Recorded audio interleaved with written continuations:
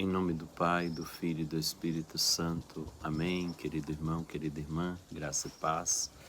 Nós vamos acolher sempre mais o chamado que o Senhor nos faz à conversão, a viver sempre na comunhão com Ele. A cada dia Ele vai iluminando as nossas vidas com a luz da Sua palavra, para que possamos viver segundo o ensinamento que Ele traz para cada homem e cada mulher, a fim de que a gente possa fazer acontecer em nossas vidas aquilo que a Sagrada Escritura nos pede, que chegamos à estatura de Cristo, que possamos estar sempre mais unidos a Ele, para que a nossa vida ela seja uma expressão da vida mesmo dele no mundo onde nós nos encontramos. Vamos ouvir o Santo Evangelho de Jesus Cristo, segundo Marcos 12, de 28b a 34. Naquele tempo, um escriba aproximou-se de Jesus e perguntou: qual é o primeiro de todos os mandamentos?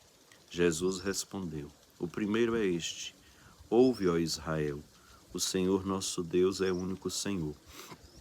Amarás o Senhor teu Deus de todo o teu coração, de toda a tua alma e de todo o teu entendimento e com toda a tua força. O segundo mandamento é: amarás o teu próximo como a ti mesmo. Não existe outro mandamento maior do que estes. O mestre da lei disse a Jesus: muito bem, mestre. Na verdade, é como disseste, ele é o único Deus e não existe outro além dele.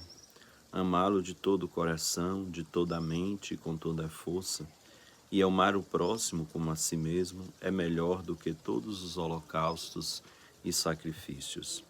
Jesus viu que ele tinha respondido com inteligência e disse: tu não estás longe do reino de Deus. E ninguém mais tinha coragem de fazer perguntas a Jesus.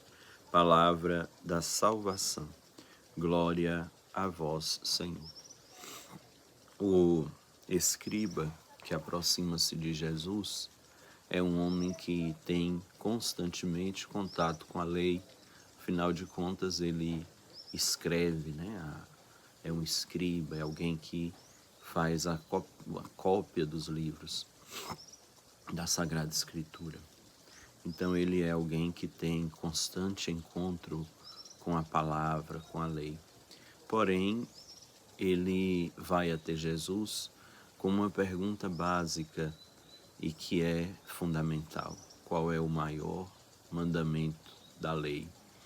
E Jesus apresenta não um mandamento, mais dois, mas que é uma resposta interessante, porque esses dois, eles estão tão interligados que se fazem um, porque, na verdade, um não pode ser vivido sem a experiência do outro. A vivência de um sem o outro se torna uma falta, fica faltando para quem vive um desses mandamentos e não vive o outro, falta algo que é muito forte e importante. Então a resposta de Jesus é: amarás o teu Deus, amará a Deus sobre todas as coisas, com tua força, com tua inteligência, com tuas energias, com tudo que você é. Amar a Deus com o seu ser. Por isso, a gente pode falar aqui que Jesus, ele está chamando a atenção para uma integração de todo o nosso ser na relação com Deus. Quando a gente fala do amor a Deus, nós não falamos apenas de um aspecto do ser, mas nós falamos da totalidade do ser. Por isso, devemos encaminhar a nossa vida por inteira na relação que temos mesmo com Deus. Amar a Deus. E esse amor a Deus, ele comporta certamente o olhar para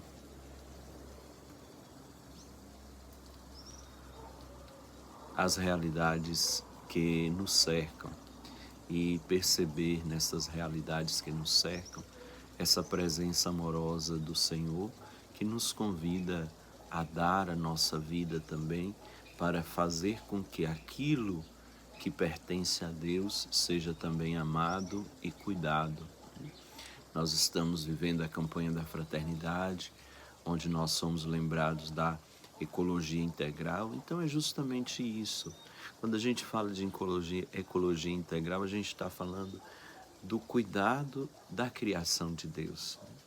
Não é uma questão fora da dimensão religiosa, ou fora da dimensão do discurso acerca de Deus, porque está intimamente ligada a esta questão da ação de Deus que cria e que nós somos chamados a cuidar dessa criação de Deus neste tempo no qual nós estamos inseridos. Então, amar a Deus sobre todas as coisas é prestar a Ele o louvor, e esse louvor que se faz cuidado daquilo que Deus também criou. O amor à criação, ou cuidado com a criação, expressa também o nosso amor e nossa reverência a Deus. Daí a gente vai compreender que a outra parte da fala de Jesus, o segundo mandamento, ele está intimamente ligado ao primeiro, amar ao próximo como a si mesmo. E é interessante a gente perceber, né, nessa fala de Jesus, o convite primeiro a cuidar de si. Nós vamos amar o outro a partir do amor que temos para com a gente. Nós vamos cuidar do outro a partir do cuidado que temos para com a gente mesmo.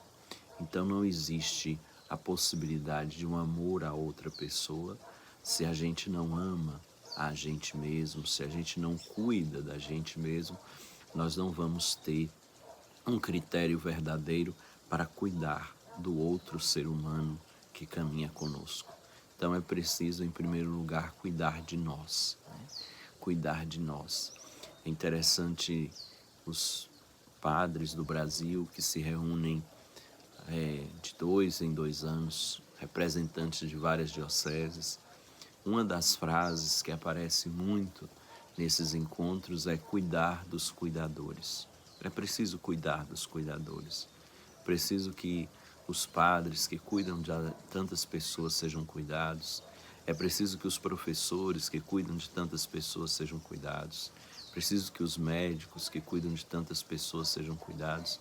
É preciso que os enfermeiros, que aqueles que trabalham no poder público e todos que estão a serviço sejam também cuidados para que possam prestar com sabedoria o seu serviço. É preciso que estejam bem. Então, amar o outro exige um amor próprio, exige trabalhar dentro de nós uma autoestima, porque nós vamos só dar aos outros aquilo que nós cultivamos também dentro de nós. Então, o amor próprio é fundamental para que a gente possa amar de verdade a outra pessoa. E fica uma pergunta: como que a gente vai amar o outro, né? O primeiro caminho é esse de amar-nos, de aceitar, de compreender quem somos. Porque é a partir da visão que a gente tem da gente é que a gente vai olhar também para o outro. Isso nos convida a um olhar de misericórdia para com a outra pessoa, né? Porque se a gente vai vendo na vida que a gente tem tantas necessidades, às vezes temos questões a serem resolvidas internamente, traumas que talvez a gente leva na vida, a gente tem fragilidades que a gente sabe que tem. Isso vai ajudar também a gente olhar para a outra pessoa com mais misericórdia, compreendendo que ela também passa por momentos difíceis e precisa ser acolhida nessa realidade que experimenta. Precisa ser acolhida também nessa sua realidade de passar por essas dificuldades. Então, um caminho muito importante para a gente poder amar ao outro é a gente se colocar no lugar do outro, compreendendo que assim como a gente tem necessidades, assim como a gente tem dificuldades, assim como a gente falha, o outro também pode experimentar tudo isso. E que nós devemos acolher ao outro nesta sua dimensão de humano que é, né? Nós não podemos idealizar um outro para amar, né? É preciso que a gente ame a outra pessoa na condição que ela se encontra. E é muito bonito a gente ter isso, nos colocando no lugar do outro para amá-lo do jeito que nós também somos e amar a partir do jeito que Deus ama a gente. Ele não idealiza, ele sabe quem somos, das fragilidades que a gente tem e nos ama sim, nos ama do jeito que a gente é. Então o amor ao qual Jesus nos convida a assumir e que Ele nos convida a viver é justamente esse amor que acolhe o outro como Deus mesmo nos acolhe, como somos. E amando-nos, vai incentivando a cada um de nós a sermos cada vez melhores. E nós, na medida em que a gente ama a outra pessoa como ela é, a gente tem a possibilidade de ajudá-la a crescer cada vez mais, a se tornar cada vez mais uma pessoa melhor, segundo o coração de Deus, uma pessoa bondosa que planta no mundo a semente do bem. Então, amemos a Deus e amemos ao próximo. Façamos a experiência do amor que transforma vidas. E que venha generosa a bênção do Deus rico em misericórdia, Pai, Filho e Espírito Santo. Amém. Meu querido irmão, querida irmã, fica com Deus. Um abraço forte. Que o amor generoso de Cristo tome conta sempre mais da sua vida.